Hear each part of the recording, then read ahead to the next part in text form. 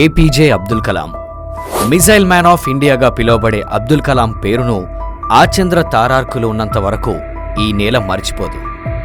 Paper boy నుండి రాష్ట్రపతి స్థానం వరకు సాగిన అతని ప్రస్థానం మహాప్రస్థానం.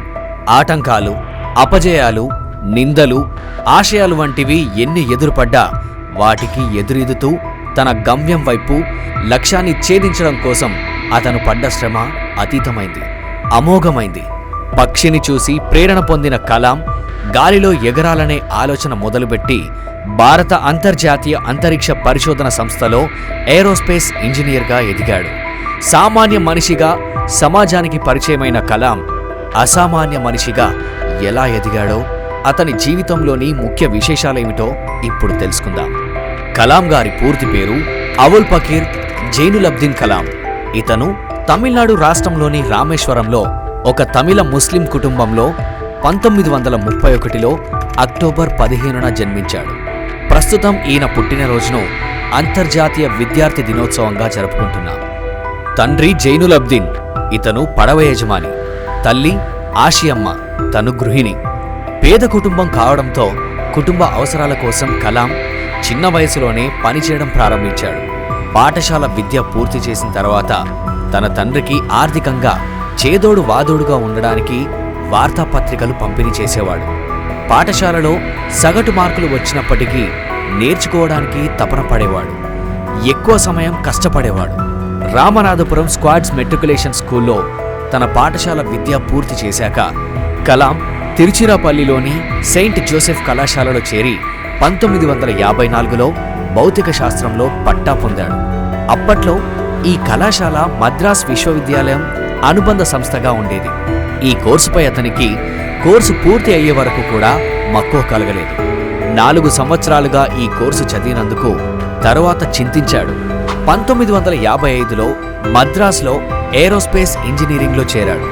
కలాం సీనియర్ తరగతి ప్రాజెక్ట్ పనిచేస్తుండగా పురోగతి లేకపోవడంతో డీన్ అసంతృప్తి చెంది ప్రాజెక్ట్ తదుపరి 3 రోజుల్లో పూర్తి చేయకపోతే తన ఉపకార వేతనం రద్దు చేస్తానని బెదిరించాడు. ఇచ్చిన గడువులో కష్టపడి పని పూర్తి చేసి డీన్ను ఆకట్టుకున్నాడు. తరువాత డీన్, కలాం, నీకు తక్కువ గడువు ఇచ్చి ఎక్కువ ఒత్తిడి కలిగించాను అనన్నాడు.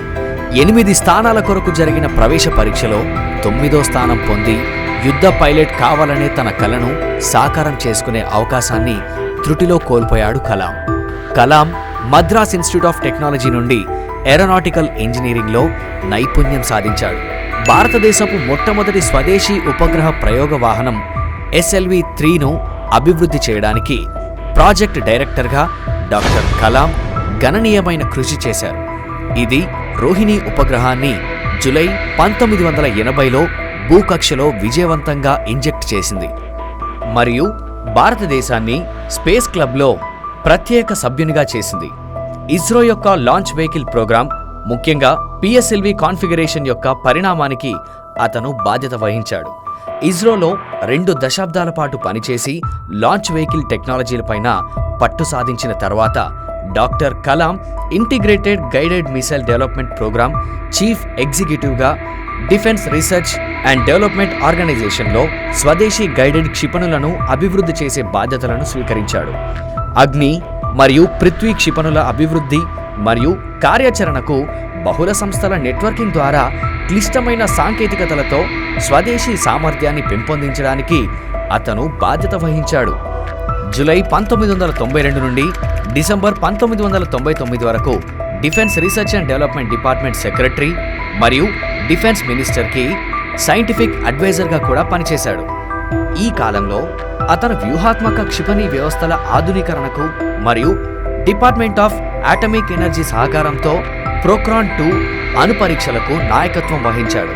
ఇది భారతదేశాన్ని అణ్వాయుధ దేశంగా మార్చింది.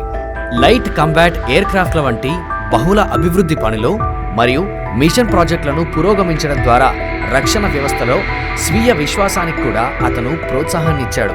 టెక్నాలజీ ఇన్ఫర్మేషన్ ఫోర్కాస్టింగ్ మరియు అసిస్టెంట్ కౌన్సిల్ చైర్మన్గా మరియు ప్రముఖ శాస్త్రవేత్తగా అతను 500 మంది నిపుణుల సహాయంతో భారతదేశాన్ని ప్రస్తుత అభివృద్ధి చెందుతున్న స్థితి నుండి అభివృద్ధి చెందిన స్థితికి మార్చడానికి ఒక రోడ్ మ్యాప్ని అందించే టెక్నాలజీ విజన్ 2020కి చేరుకోవడానికి దేశాన్ని నడిపించాడు.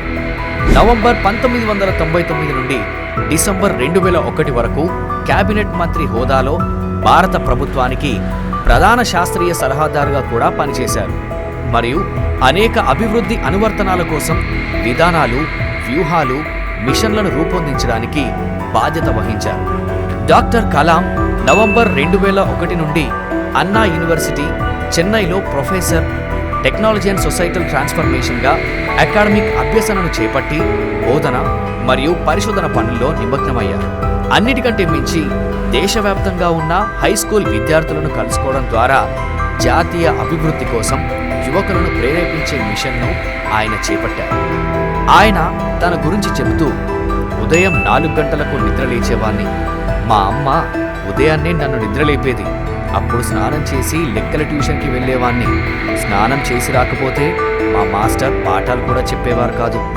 నేను ట్యూషన్ని పూర్తి చేసుకుని వచ్చేసరికి మా నాన్న నన్ను నమాజ్కి తీసుకెళ్లడానికి సిద్ధంగా ఉండేవాడు.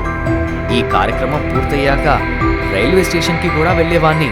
మద్రాసు నుంచి వచ్చే దినపత్రికల పార్సల్ని తీసుకుని వాటిని పంపిణీ చేసేవాణ్ణి. ఈ విధంగా పనిచేస్తూనే చదువుకున్నా. మాది ఉమ్మడి కుటుంబం, సభ్యులు ఎక్కువ మంది ఉండేవారు.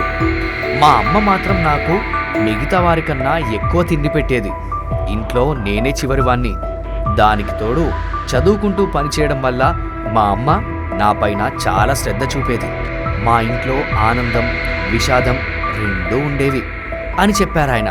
తనకు 3 అమ్మలంటే చాలా ఇష్టమని, వారందరినీ తాను కలవగలిగానని కలాం చెప్పారు. ఆ 3 అమ్మలు ఎవరంటే, ఒకరు మా సొంతమ్మ, మరొకరు భారత సంగీతానికి అమ్మ ఎంఎస్ సుబ్బలక్ష్మి, మరొకరు ప్రపంచానికి అమ్మ అయిన మదర్ తెరిసా అని చెప్పారాయన. 1950లో తిరుచిలో తాను చదువుకుంటున్నప్పుడు విన్న ఎందరో మహానుభావులు అందరికీ వందనాలు అన్న పాట తనను పరవశంలో ముంచెత్తిందని, అప్పటి నుండి ఆమె సంగీతాన్ని ఎంతగానో అభిమానించానన్నారాయన. ఆమె భారతరత్న అవార్డు తీసుకునే సమయంలో నా తల నిమిరింది. ఆ ఘటనను నేనెప్పటికీ మరవలేను అని ఉద్వేగంతో చెప్పారు. దేశం కాని దేశంలో పుట్టి మన దేశానికి 40 ఏళ్ల పాటు అమూల్య సేవలందించిన మదర్ తెరిసా తాను అభిమానించే 3వ అమ్మగా కలాం చెప్తారు. డాక్టర్ కలాం 30 విశ్వవిద్యాలయాలు మరియు సంస్థల నుండి గౌరవ డాక్టరేట్లను అందుకున్న విశిష్ట గౌరవంతో భారతదేశంలోని అత్యంత విశిష్ట శాస్త్రవేత్తలలో ఒకరుగా నిలిచారు.